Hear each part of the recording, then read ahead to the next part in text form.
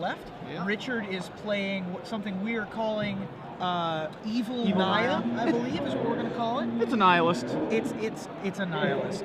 He believes in nothing. Dark Naya. The black in Richard's deck, by the way, it's a standard nihilist, except for that it has a pair of Falkenrath Aristocrats and a pair of Rakdos Return, but that's not the most exciting black card. You know what the most exciting black card is? I want to know. That would be Undying Evil. We have now seen that a couple times. We saw someone else playing with it earlier. Really? Although I don't remember if it was in a nihilist. Can't quite remember. Watched a lot of Magic today, but it's Seems a card that pretty you good with don't expect. Thrag Tusks, Yeah. Restoration Angels, Huntmaster Fells. Hey, even a 4/4 Boros Reckoner's pretty good. Yeah, I mean, the crazy thing is it's sort of like a 1-mana Restoration Angel effect when you have that Thrag Tusk there. Yep. You know, you kind of blink your Thrag Tusk without having to have 4 mana. Yeah, I was likening it to Momentary Blink. Yeah. It's like Cloud Shift. Sure. But you get additional value out of it. Right. Because opponents are playing things like Bonfire of the Damned and Mizium Mortars that Cloud Shift doesn't really help against necessarily, and so having the Undying Evil certainly does. Put Undying Evil up on screen when you get a chance, Troy, just so people who don't exactly remember that card, because it doesn't see a lot of play. No, it doesn't. It sees a little bit of play in Pauper. Not a ton, but a little bit of play in Pauper. As sort of more unearths, basically, is what you play it in Pauper. Right, that makes sense. Basically, what it does is, as it's a Undying is one of the words in the name, Undying Evil gives target creature Undying until the end of the turn. Yeah, pretty straightforward card. Instant for a black. Yep, instant for 1 black mana, common from Dark Ascension, I believe. Nice little combat trick, or just trick in general. Yeah. So we've got a draw. I believe, was it Richard? I'm sorry, Dustin Allen and Eric Edelkamp. Was that what it said? Or those two are going to draw in? They were in 5th and 6th. They were the top 2 tiebreakers after the last round. The tiebreakers break down like this: opponents match win percentage. The 67 and 66 tiebreakers went to Ted Filicetti and Gerard Fabiano. We think that those are the 2 that drew with David Bauer and Mark Morrison. The next 2 were Eric Edelkamp and Dustin Allen. They had 65 and 61. Then there is a steep drop-off before 56 and 54 points between these 2. Amir Antrazi has the lowest at 52. He's going to need a little bit of help to be able to get into a more favorable position. John Goss, being a whole point below, isn't in too good of a shape either. So neither is Richard Nguyen, who has now mulliganed to 4. Is he mulliganing to 4? I believe so, and there's some discussion happening here. Not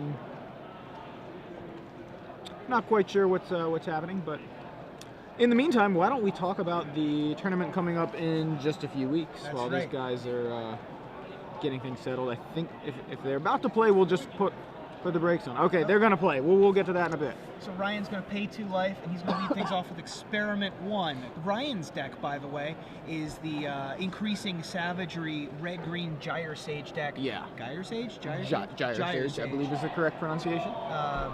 The Hero Sage. Yeah, Hero Sage, yeah. That we've been seeing a couple times today. There's Experiment 1. We've seen that a couple times today. Pretty much these Gyre Sage lists. Then there's Gyre Sage itself. There's a whole team of these players here.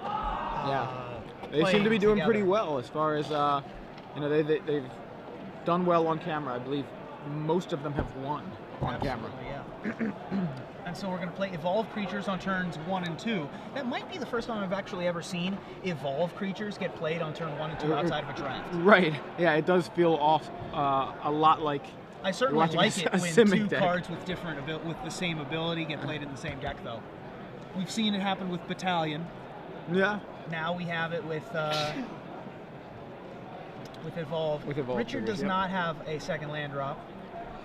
This is going to be rough for Richard. Yeah, mulligan to 4. We can see his hand, I believe, was double Aurelia, Thrag Tusk, and don't remember what the other. Yeah, double Aurelia is not really going to be very good here. I think he may have Farseek in there somewhere. I think he does have Farseek. The 4th land for Ryan Glackin. Yeah, but Ryan's just going to throw down Gore Clan Rampager, I think, here.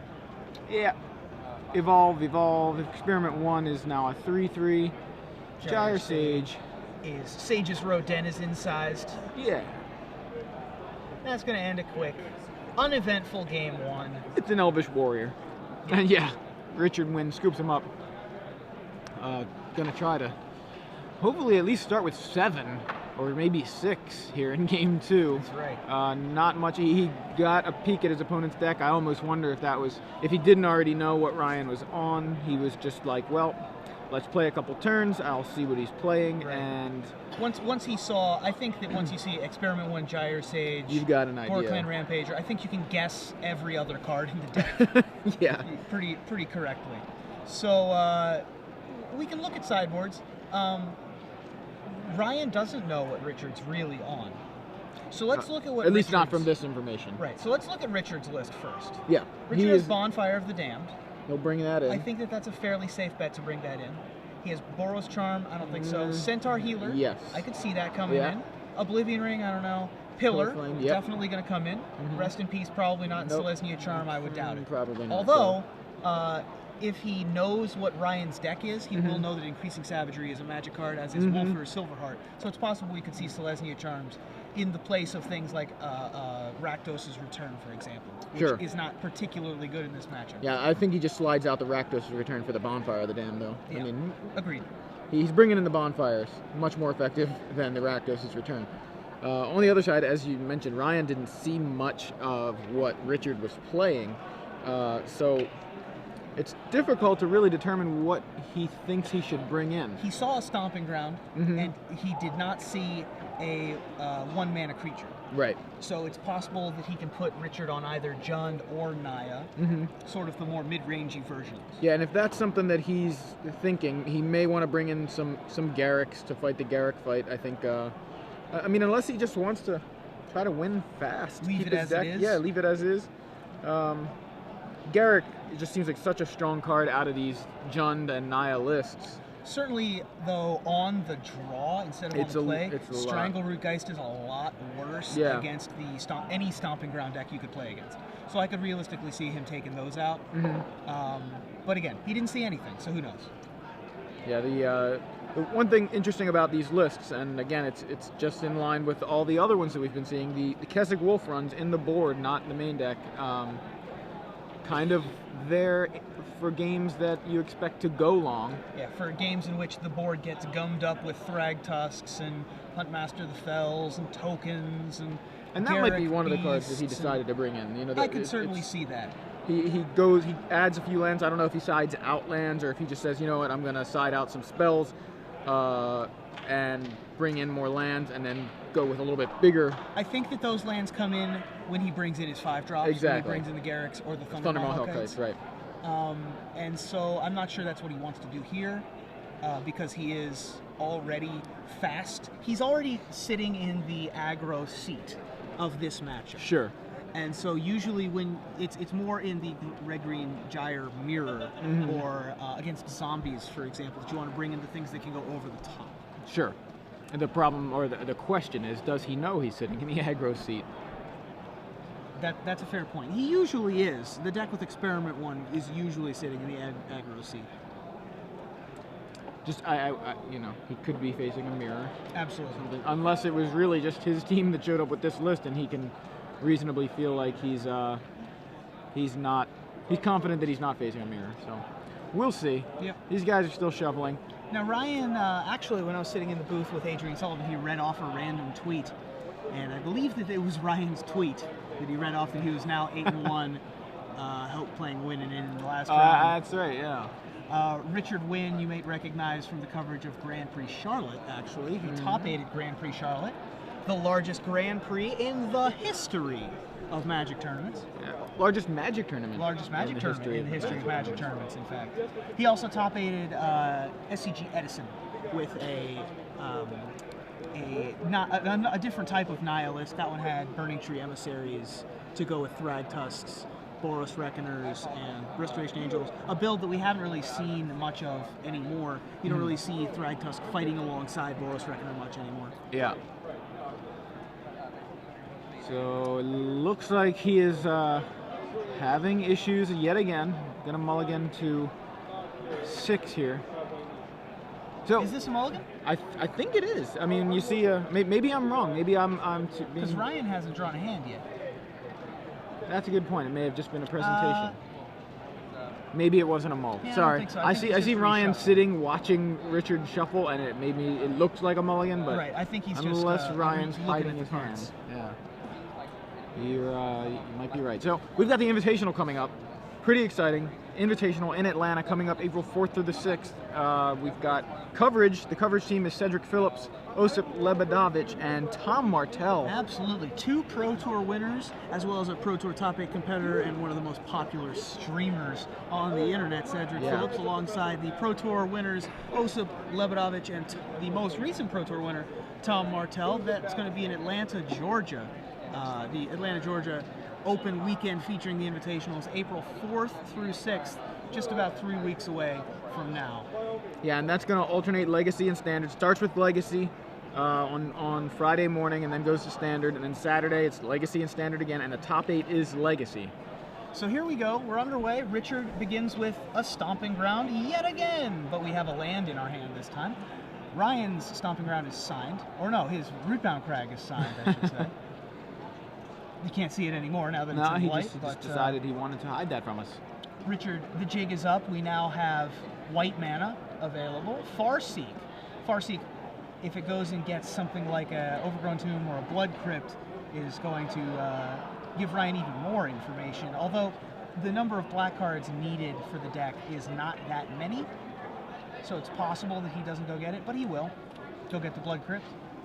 While he has the opportunity to tutor up his black source, I think that's a good fine choice. play. Yeah. I think that it's a little, it's pretty absurd that you can have the mana to be able to cast Boros Reckoner, Farseek, and Undying Evil. yeah. And Aurelia the War Leader all in the same deck. Welcome back to Ravnica. That's right. All right, Ryan now has his second land for the turn. Not nearly as an explosive draw this time around. He does have a turn 2 Strangleroot Geist. It's going to get in here for 2. Jim Carrey from the Mask, dropping Richard down to 18.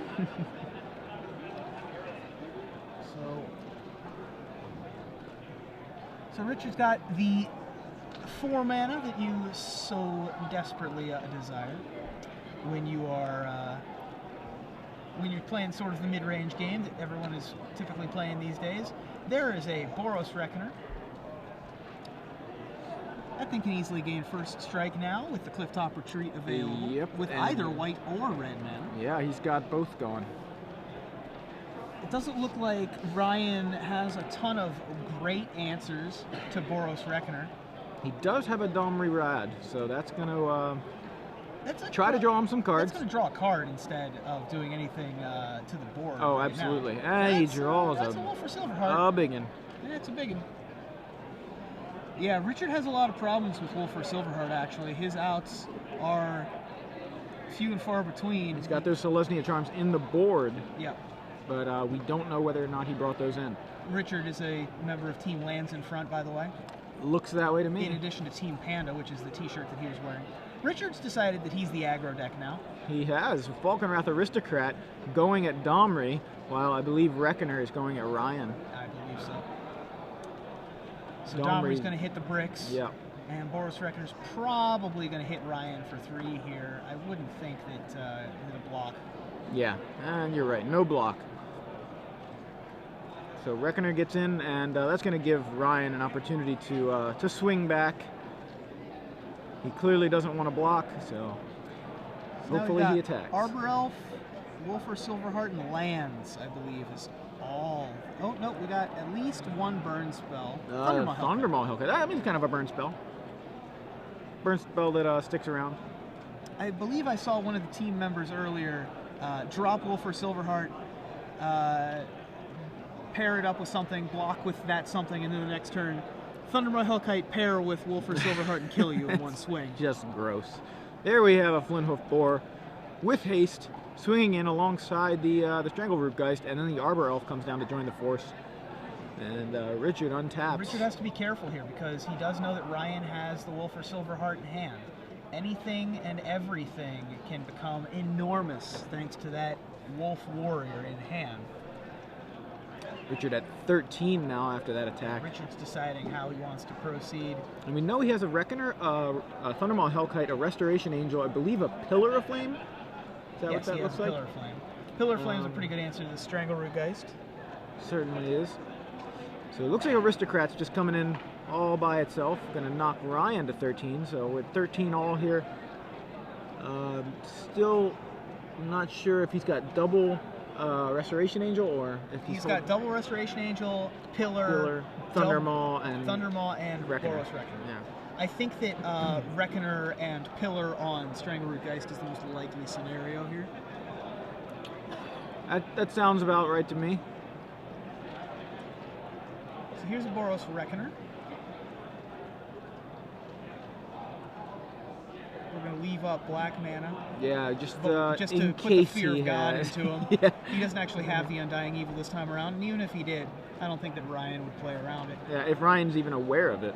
Pillar of Flame, not glitched in real life. That's going to take care of the Strangleroot Geist. No longer glitched on the Moto as far as I know. Correct. So that's good. You know, make the cards do what the cards do. That's right. Another mountain for Ryan, and we know he's got Thundermaw, and we know, and so does Richard, know he's got Wolfear Silverheart here, so he's got some options at 5. I think Wolfear Silverheart's probably the right choice here. Richard almost... Oh, Thundermaw. Gonna go with Thundermaw. Okay, so that I see what's going on here. So we're going to attack with the Thundermaw, and then next turn we'll pair it up. Right, he also is going to kill that Falconwrath Aristocrat, unless Richard wants to react sacrifice. to it. Yeah. Yeah, that's pretty rough for Richard. I think he has to, too. Yeah, I like this play better than the Silverheart. He can next turn he can Silverheart and give the Hellkite the bonus if that's something that will advance his position here. Yeah, his play is much better than mine. That's why he's going to let it die. So we know we have Wolfear Silverheart in hand. Yeah, Ryan attacks with the Thundermaw Hellkite, which I think I would have done as well. Yep. And knock Richard to 8 and bring him within range after this Wolfear Silverheart comes down next turn. Yeah, so if Richard does not have an answer to Silverheart, he's got soul Restoration bonding. Angel in hand. That's right, he does. Okay. It's not the best answer ever. Right, but it's an answer, it's sure. An answer. I think that if this is our plan, we have to attack with these Reckoners, though. He at least agrees with you halfway. Looked like he was considering one Reckoner in. Of course, that one in no danger of dying if he decides he wants to flash in the Restoration Angel there. No, that's... But, can't flash it in here because then it'll... the jig will be up. The jig will be up, and Ryan will be able to use a main phase Mizium Mortars or fight with Domery. Any number of things can go wrong. So it looks like Reckoner got in, knocks Ryan to 10, and Richard now at 8 within range, as you mentioned, of Silverheart plus, or soul bonding to the Thundermaw Hellkite. Right, assuming Richard doesn't have a Restoration Angel after passing the turn with 4 mana up. Right. I think that seems unrealistic. So Ryan, both players are pretty much playing with their hands face up on the table at this point. Ryan's going to play the Silverheart. Richard, and everyone knows that Ryan has a Silverheart, and basically everybody knows Richard has the Restoration Angel. But Ryan's still in the better position here because a 9/9 is going to be able to deal quite well. Yeah, essentially Richard's playing a 4-mana Fog. Yep. And he does get to untap his Reckoner, but that's not relevant. Yeah, pretty irrelevant here. Yeah, so there was the 4-mana Fog, as we mentioned. Restoration Angel comes down, jumps in front of the Thundermaw Hellkite, and Richard is tasked with coming up with yet another answer. Now, we know he has a second Restoration Angel in hand alongside a Thundermaw Hellkite, but I think he's still... Now, this is a fun attack. I like this one, because he can't block with the 8/8 Silverheart. Right. I think that's... Arbor Elf is just going to jump in away. So Ryan will drop to 9 after Arbor Elf's damage gets reflected back into Ryan's face. Yeah. Richard has a land... So he could... I think that's going to he's come into play tapped. Put into play tapped, and he's got that Restoration Angel to play 4-mana Fog again. Yep, he can play sort of 4-mana Fog because he's got another Restoration Angel to stand in front of either... Well, it's going to stand in front of the Hellkite. Hellkite. Right. And the Reckoner could stand in front of the Silverheart should Ryan choose to attack with it. Yeah, if I'm Ryan, I don't attack with Silverheart. No. So I don't think Ryan's going to attack with Silverheart unless he forgot what Boros Reckoner does. Ryan, if he has Mizium Mortars or Domery to be able to fight with his Flithoof Boar, though, Richard is just dead since he's at exactly 8. Very good point. He's got a Strangleroot Geist. Not quite what we were looking for, but he's still in great shape, and he is in with everybody but the Silverheart. Yep. So here's Richard's he's gonna 4-mana pseudo fog here, untap his other Reckoner, which is relevant here because it's going to be able to block. Angel in front of the Thundermaw Hellkite. I think that one Reckoner blocks Flinthoof Boar, dropping Ryan to 6. Then he attacks. He's gonna jump in front of the Strangleroot Geist as well. So it's going to be a 5 damage redirected to Ryan. It's going to put Ryan at 4. So Ryan will be at 4, and Richard wins with a Thundermaw Hellkite. Yeah. Assuming no shenanigans. Exactly. So redirect the 3 to you. All right, Reckoner goes away. Boar goes away. Restoration Angel goes away. Strangleroot Geist goes away and comes right back. Yeah, and Richard keeps 1 Reckoner. Ryan now potentially, given no other plays, dead to a he's going to pillar this this Minotaur just to get it off the board, I think. Yeah, because what else can he do? Right, it has 2 damage on it. Yeah. And I think that's what he's going to do. So he's putting himself at 2 life. Yep. Yeah, the Reckoner is exiled from the pillar. But still dead to... Yeah, he's still dead to Thundermaw in hand. Richard did have Thundermaw in hand? I'm almost positive he did, but you know, I could have seen that incorrectly. Yeah, there it is. And comes into play tapped and attacking, essentially. Richard says, you know, does it resolve? The end of the game. Yeah, so Ryan playing that pretty well, but left himself open to that Thundermaw Hellkite. And Richard played that great, you know, just using the Restoration Angels as pretty much as fog to get to the point where he was able to get in with his flyer because. Yeah. And you saw kind of the power in a way, in a subtle way, of Boros Reckoner because that did a lot of the damage. Holding off of those Wolfer Silverhearts. Yeah, not only holding them off, but even when blocking a couple of guys, it did a lot of damage. There was 5 damage just redirected on that last combat, and then the pillar, so there was another 7. If that 7 damage had not happened, Ryan would have been at, 9 there, and Thundermaw Hellkite would not have killed him. Yep. So he needed the Reckoners to do their work. Even when Ryan was playing around them, he took quite a bit of damage from them. So, still the best rare in Gatecrash, you think? Non-land? Yeah. For those of you that are unfamiliar, on our what was that? The right before the pre-release? Yeah, I think so. Episode of In Contention, our podcast that we do alongside Matt Kranstober, the official podcast for the Star City Games Open Series.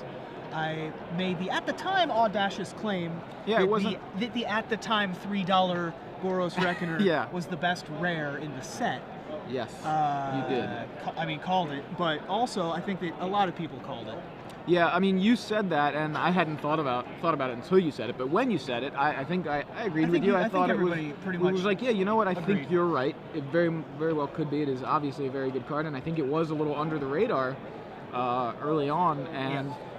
As it seemed like as soon as the pre-release happened, everyone just realized how good it was.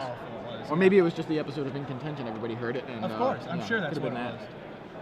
So you guys can check that out every Wednesday on StarCityGames.com. The In Contention podcast. We have an RSS feed now, actually. We do. That would be incontention.libsyn. That's LIBSYN.com /RSS. Yes.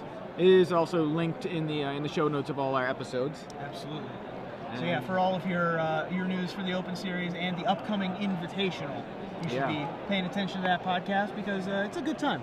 Yeah, not just the Open Series. You know, we talk about the Pro Tours and the Grand Prix, pretty much standard Legacy Modern. That's our we'll touch on the events of the day and controversies, and every once in a while we'll get into a little bit of Cube brouhaha. Yeah.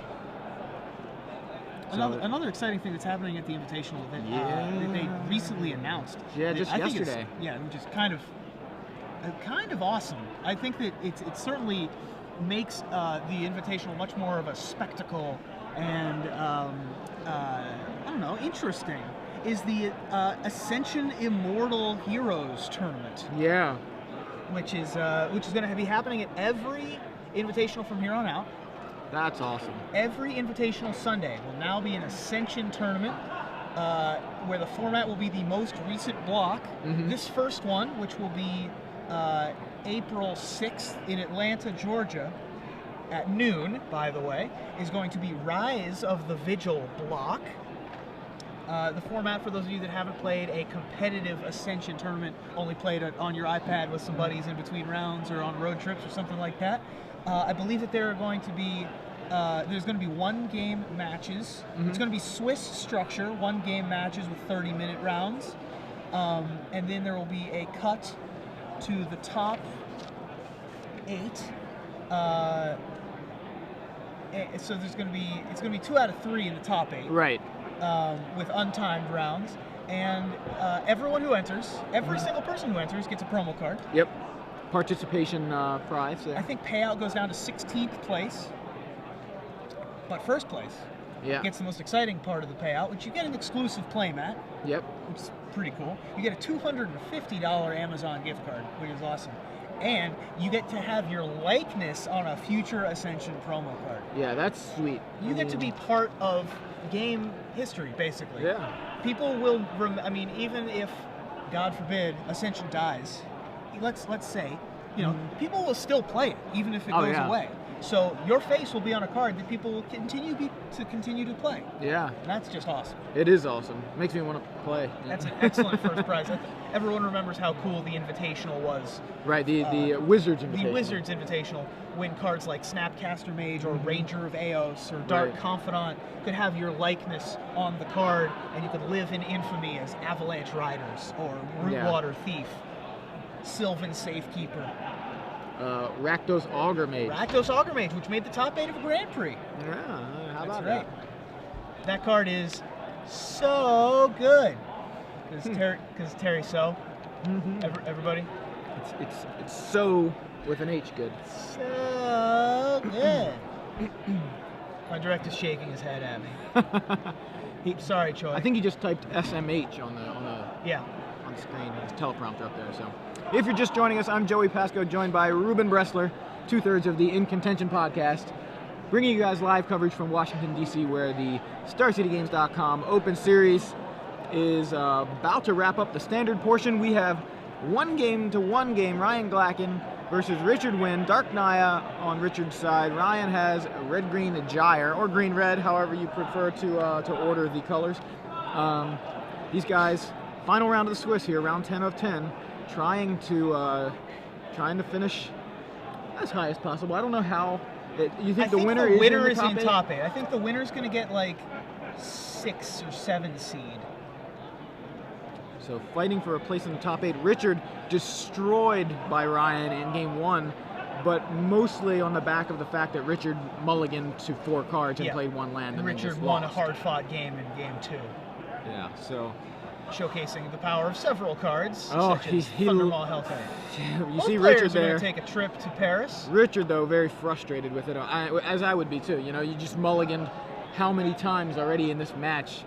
How many times do you need to? Yeah, in a win and in, you can get very frustrated.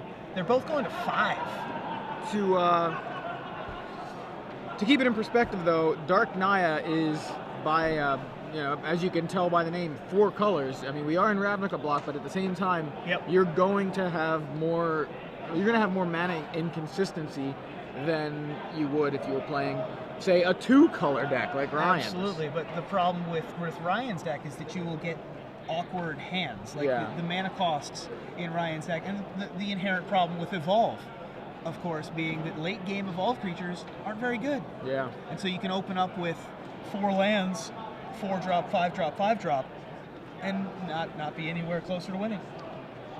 And so both players going down to 5. I'm pretty sure that this favors the fewer colors you have in your deck, the more this favors you. Yeah. Going down to 5.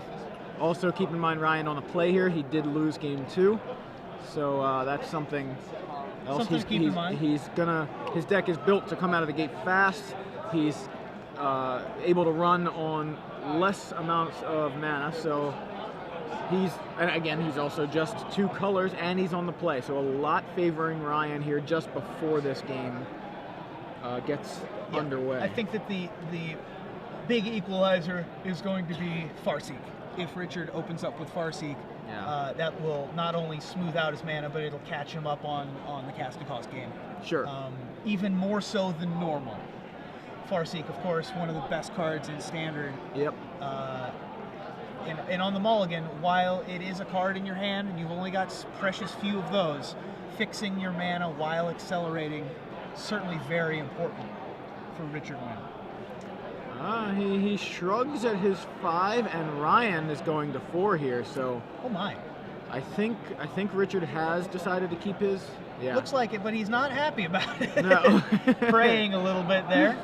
Yeah, or just saying, wow, I'm tired. I should have slept more. Yeah, I was hanging out with him earlier. He bought me Chinese food, and he's been napping for the last 3 or 4 hours. He's had a long week at work, and still very, very animated guy. I'm not saying that he's. All he does is Richard win. Yep, that's all he does. All he does is win. Yeah. That'll be the headline if he wins this tournament. We'll go with that. We've got that one predicted.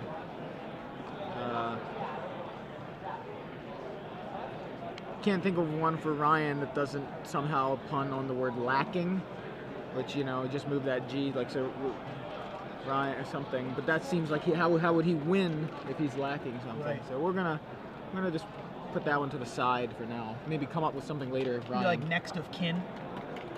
Something. It's the best I could do with the kin at the end. Yeah. I don't know. I have some time to think of a pun. All right, Ryan's good with 4. So as we said, a lot favoring Ryan early, but the fact that he went to 4, not great. Although he's got a good start. Turn 1 Arbor Elf. Richard, turn 1 Stomping Ground, go. Both players with the turn 1 Stomping Ground. So Ryan at 18 now. Turn 2 Stomping Ground. Going to 16, but he's got access to 3 mana, and, he's got an Experiment 1. And this is going to be a Gyre. Oh, this is going to be a Flinthoof Boar. Yeah, Flinthoof Boar evolves the Experiment 1. Experiment 1 just came into play. I was like, wait, that doesn't gain haste, does it? No attack. So, however, that is a lot of power for on Ryan, turn 2. But he's hellbent. That was a pretty good mold to 4, I gotta say. That was a nice mold to 4. You can see those were the 4 cards in his hand and one other. So, finds a mountain, passes the turn after his attack. And Richard's just going to keep playing lands. No Farseek from Richard yet. Nope. But we're getting pretty close to Huntmaster, and once we play Huntmaster, then we can play Thragtusk, and once we play Thragtusk... Play another Thragtusk. Oh, we just saw top-decked Wolfear Silverheart, and you can see... No, that's a Celestia Charm. Well, there's a Celestia Charm, but he top-decked, I think, Wolfear Silverheart. Oh, Ryan did? Maybe I'm wrong. Maybe I'm... I don't think Ryan has a hand. Richard. Oh, Richard has Wolfear Silverheart? I thought he had Wolf. I must have. It must have been. It's just double Thragtusk. Just only double Thragtusk. Or just that. But I think it must have been the charm quickly shuffled into his hand that looked like a Wolfear Silverheart. But it makes more sense that it's not, since it's not in his list. Unless he somehow shuffled it in there, somehow turned Ryan's black sleeves into pink. And, Experiment 1 is going to trade with the puppy dog. Gyre Sage for Ryan Glackin. Still hellbent, but able to find something else to play. Does he have a land to play a Thragtusk? No, he does not. That's a little rough. It is rough. I think that he is going... Well, yeah, he's going to be able to shot this, either the Gyre Sage or the He goes with the Gyre Sage. Elf. Yeah. I might have gone with the Arbor Elf. Because it's guaranteed mana at this point. Gyre Sage not guaranteed until it evolves. He's going to hit it. Taking out the Tarmogoyf before it can get too big. Yeah. I still think I would have gone with the Arbor Elf. I think I would have too. Just because at this point, you're not worried about later, you're worried about now. Yeah. And later that'll get bigger, but you need to live to later. Back, bringing Richard back up to a nice, healthy 9 life. Rolling up the sleeves, see if we can find a land. Nice way to flip Huntmaster with just one spell, and again he can He can attack here and then just pass the turn. Yeah, I and think flip that passing the turn is the correct move. And this should get rid of the Arbor Elf, assuming he decides that he wants to do so. I don't think that you want to. Now, do you really want? Do you I don't really think want to you have attack with the wolf. Is he attacking? Yeah, still. He's still declaring Well, attacks. he could have attacked with the wolf with Celestia Charm, but I think that the Celestia Charm would basically be face up on the table if he did that. Yeah, I don't like the attack with the wolf he's either. going to play Arbor Elf. Okay. That's Avacyn's fine. Pilgrim. Or Avacyn's Pilgrim. I think that he wants to make sure that he can cast this Thragtusk. Yeah, he's still thinking about it because the opportunity here to flip shock the Arbor Elf. Nope, he's going to go for it. He goes with Pilgrim. Yeah, anything that Ryan could play here, Richard isn't afraid of because of the Celestia Charm.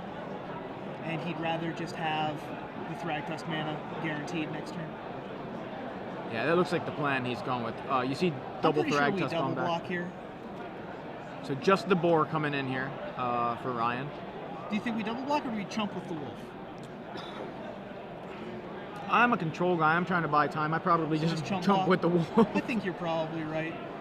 I'd rather keep my Huntmaster around just in case shenanigans, but like you mentioned, he does have that security blanket in the Celestia Charm in case there's some sort of big pump, like a Gore Clan Rampager, which there are four of those in Ryan's main deck. Ryan's life total getting kind of dangerously low. So. Well, Ryan had to pay a lot of life for his lands. Yeah, he did. And then he took a little bit of damage from the Huntmaster, so he's already that far down. Yeah, and one attack from the Restoration Angel. From the Angels, and he's basically been halved already. Yeah, Richard now, Huntmaster flipping, no spells, and there goes the Arbor Elf. Yep. Ryan down to 9 here. Richard is going to cast Thragtusk and take over this game, I think. He doesn't even have to cast Thragtusk. He can just Celestia Charm pump one of his creatures to actually just kill Ryan. Oh, wow, yeah, Or he's got Killer Flame. He also, I think, has Falcon Wrath Aristocrat.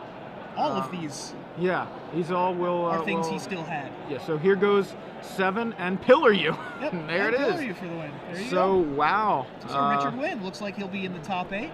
With a innovative Dark Nihilist featuring Undying Evil. Didn't make an appearance there, but was doing some good work earlier in the day from what I had been seeing. Yeah, we might see that in the top 8. He has he's a Naya deck with a rather large top end, Thundermaw Hellkite, Aurelia the Warlock.